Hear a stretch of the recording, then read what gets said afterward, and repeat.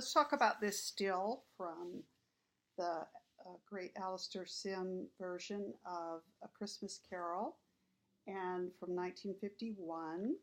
And let's talk about how you can talk about film using film elements. So this will be an example for you of what you can do in your portfolio. So let's start with what's in the frame. And the first thing to remember about film is that it has strong, powerful, compelling subliminal effects on the viewer. So everything that you view has some kind of emotional effect on you, the viewer, and without you even being conscious of it. So if you think about it, you look at these enormous columns, and this is part of the set design.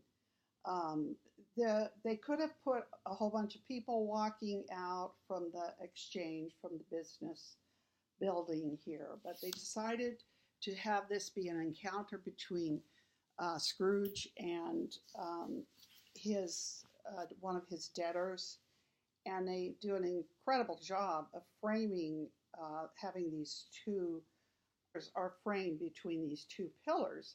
And then Scrooge himself is also framed by the huge doorway behind him. And there's a doorway, and then there looks like there's a lace work portico as well. And so it's like the building itself is enormous and makes the human beings look small. And I think this is very in keeping with Dickens's idea of what happens in a capitalist society, how machines, how business is more important, things become more important than human beings. And so there's this oppressive setting, and in that oppressive setting, um, we, when you look at the frame, you notice how important shadows are, and how literally half the frame is black.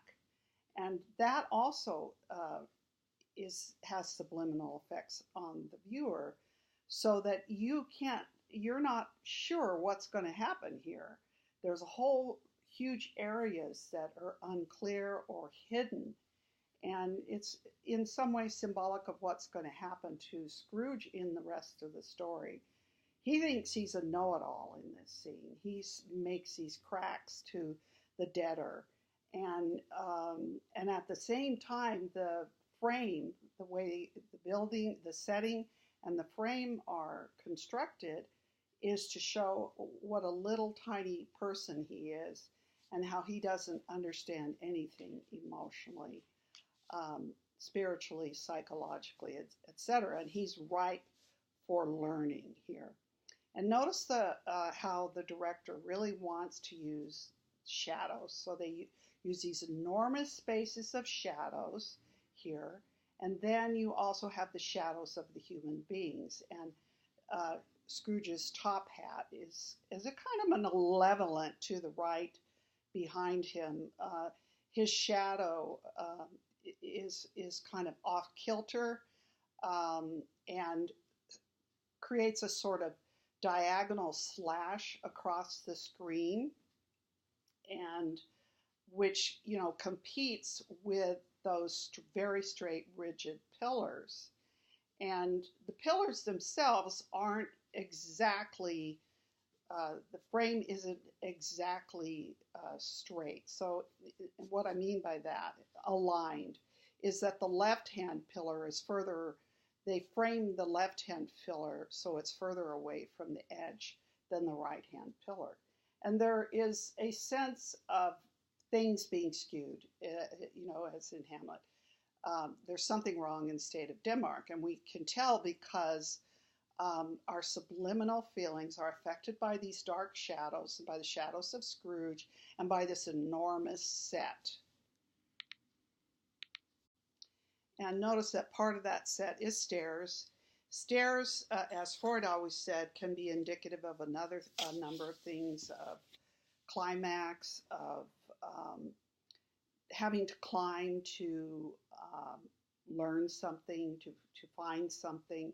Also, doorways are subliminal sites. They're subliminal and they're liminal. In other words, that they're a site where you either can enter or leave, and you can do both. And clearly, Scrooge is ready and ripe to follow the stairs to go down into um, hell, as it were, for part of his journey with the last ghost is indeed to go, like Dante, into hell. And so the stairs give us a sort of subliminal register of somebody needs to have a journey, needs to walk. Notice the stairs also have layers and layers of snow, reiterating what Dickens does in the beginning of the story, is to show how frigid and cold not only the city is, because literally there's snow everywhere and it is cold, but also because Scrooge himself is cold. He's rigid, frigid. He has no warmth in him, and he's giving no warmth or kindness or generosity to this debtor. And the way that they stage the two bodies next to each other, of course, Scrooge is much taller. He's on a step above the supplicant, the debtor. And so that shows he's a power figure. And we're kind of between looking up. The angle is looking up those stairs. And in a way, you think about how it makes you feel. Sort of like those pillars are going to topple down upon you, the viewer. There's that possibility. You're in the position of the supplicant to Scrooge. And also note that it's kind of a mix between a medium and a long shot, which once again emphasizes that Scrooge, we can't see the humanity in these people.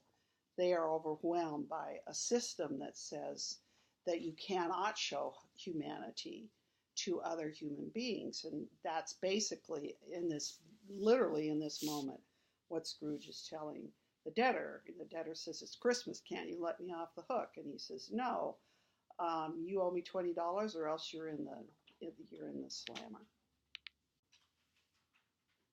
So, I mean, even when you look at the supplicant, the debtor, his face is in shadow, and Scrooge's, at least we get a sense of a human being behind Scrooge's, right there with Scrooge's face. And so, I mean, the debtor is in a really vulnerable position. He's below Scrooge. He's in shadow. Even his legs, the way he's bent, leaning into Scrooge, and Scrooge is erect and is rigid. Even the way their bodies are angled, as it were, then indicates the positions that they hold financially over and under one another, as it were. So these are some of the things that you can do with film. When you look at film, you want to think about all of these things. So these are the kinds of things you can do when you work on your portfolio. Thank you.